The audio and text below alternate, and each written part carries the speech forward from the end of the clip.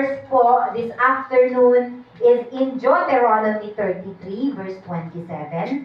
Sabi niya dito, the eternal God is your dwelling place, and underneath are the everlasting arms. And he thrust out the enemy before you and said, destroy. So, di ba? Moses testified that the Lord is their refuge and their dwelling place. Paano? How does Moses testified na ang Panginoong Diyos talaga ang kanilang refuge at dwelling place? How He comforted them in time of trials and He protected them in the storms of life. Diba? So sa lahat ng kalaban na nakapalibot sa kanila, diba? Moses found that underneath are God's arms to embrace, to uphold, and support them. Kasi kung babasahin po natin yung 1 Samuel chapter 30, from verses 1 to 6, ito po yung istorya kung saan, di ba, yung kampo po nila David sa Ziklag ay, di ba, ni-raid ng mga Amalekites, di ba? So, and even to the point na they burned, di ba, yung place na ito, at ang masakit pa doon, they captive yung asawa nila, di ba, yung mga women, and even yung mga anak nila, babae man o lalaki. Diba? So, what did David and men at yung mga tao, ano yung ginawa nila that time? So, kung babasahin natin in 1 Samuel 30 verse 4, David and the people who were with him lifted their voices and wept until there was no strength in them to weep. Imaginin po natin yon. Yung as in, nalabas mo na lahat, naiiyak mo na lahat, na halos wala ka ng lakas tuwid. Sabi, di ba? Ano kaya yung feeling na yon, di ba? And, di ba, siguro shock sila that time, di ba? They are really takot na takot sila, di ba? Galit na galit sila na bakit, di ba? Lahat yun, naramdaman nila. Di ba? Even David, naramdaman niya yon. Especially, di ba, nung sinasabi ng mga tao doon na ini-stone na rin siya, di ba, na parang ganun. So, where do you turn when you are in total helplessness? Diba? Napaka-humble na experience daw pala. To realize that you do not have the inner resources na only God can be turned for help. Diba? All the people were bitter in soul. How did David respond? Kasi ganun na ganun na yung nararamdaman ng mga kasama niya.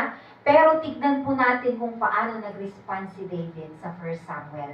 Verse 6, kung babasahin natin yon. But David strengthened himself in the Lord, his God.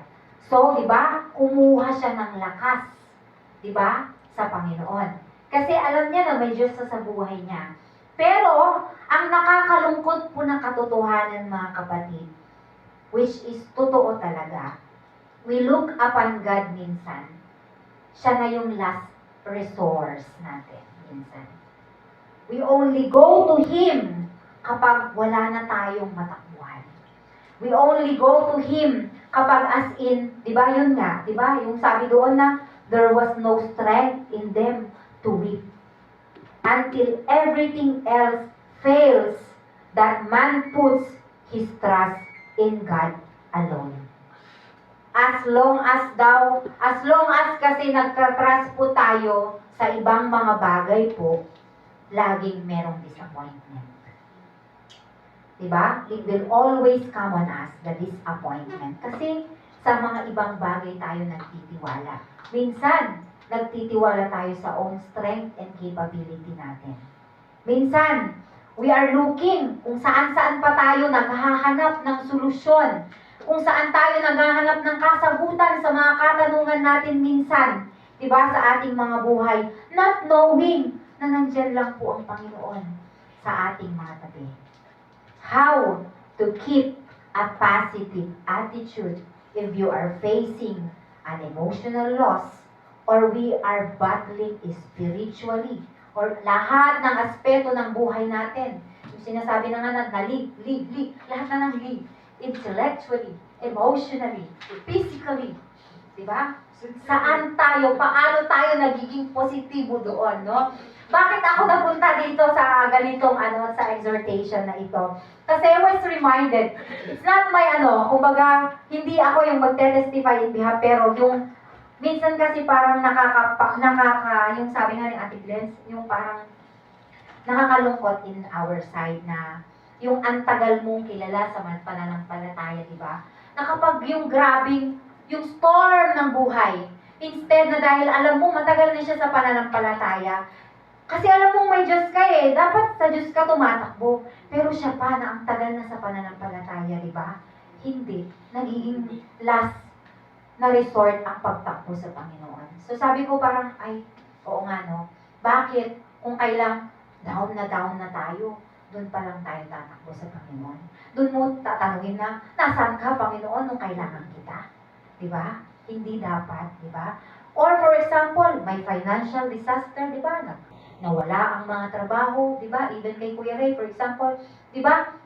Pero praise God, kasi nakikita natin na talagang ang Diyos ay buhay. And God is moving. That even sometimes hindi natin yun makita. On the latter part kasi kapatid, i-reveal ng Panginoon why we have to go through in all these things. So, the story of Joseph, kung ikaw, di ba? Ano ang mararamdaman mo if in case, di ba? Itinapon ka, ibinenta ka pa ng mga kapatid niya. So while he was in prison in Egypt, madali lang kaya para sa kanya ang maging positibo sa buhay? Madali lang kaya ang maging positive yung outlook mo sa buhay kapag ganun yung mga nararanasan mo? Di ba? Siyempre, tao tayo. Mauuna minsan yung negative. Di ba? Yung minsan, ang dami na nating naisip, di ba? Not knowing na kailangan sa Diyos tayo. Sa Diyos, balik tayo sa salita niya. Balik tayo sa mga pangako niya.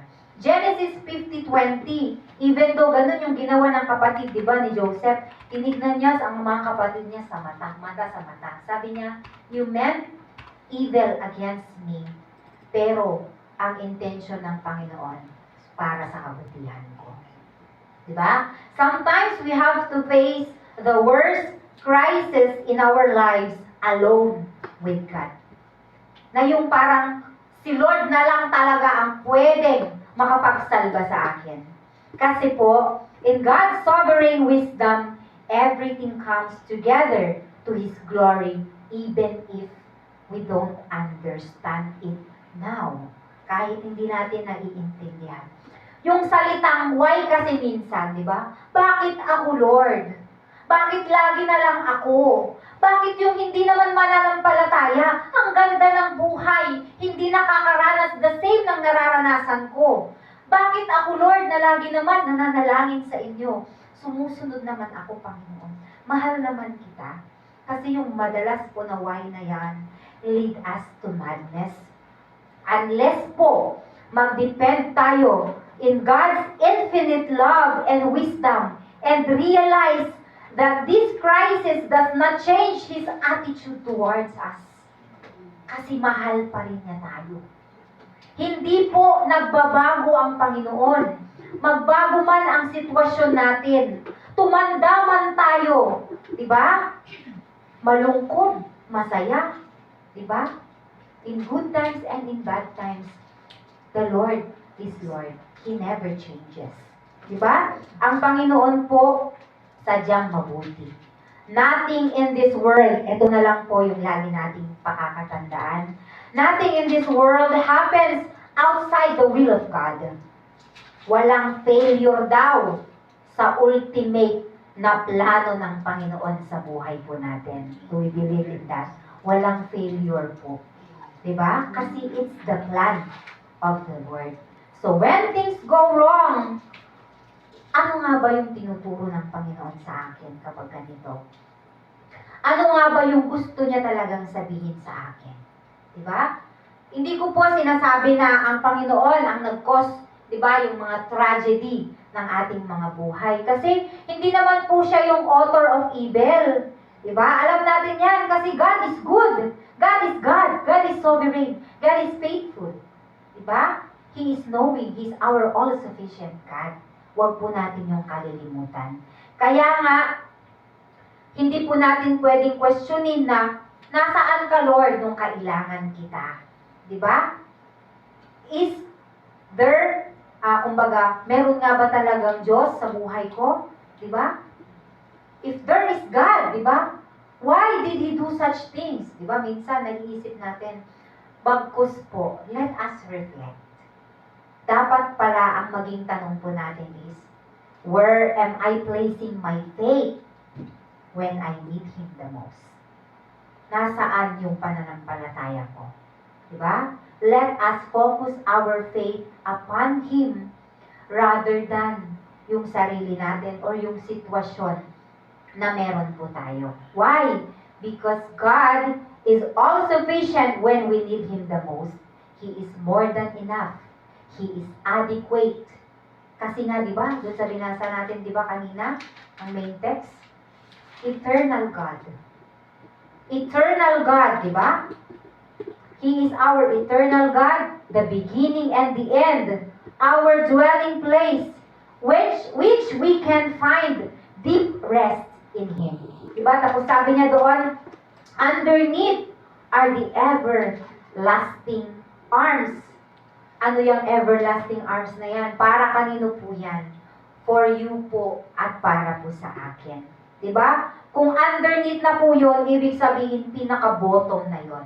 Uttermost limit na yun. So, kung sa tingin po natin nasa pinaka-lowest level na po tayo ng ating mga buhay, na parang kahit gaano kalalim siguro yung na-experience nating pain, gaano kalalim yung sorrow, yung mga anger natin, frustrations, mga disappointment natin sa buhay natin, hindi po tayo, dito ipapakita na, you cannot get below His everlasting life. His everlasting love, I should say. Diba? Kasi underneath, pinaka-malalim na po yun. Underneath are His everlasting arms. Hindi natin pwedeng sabihin, kumbaga, hindi makakapantay yung lahat ng naranasan ko or naramdaman ko. Diba? Kasi nga, meron pwedeng sumalo po sa atin. Yun po ang ating Panginoon. He is underneath it all. He is our sustaining power and strength in times of need. So what would be our responsibility as believers? We should permit and we should allow for the Holy Spirit to act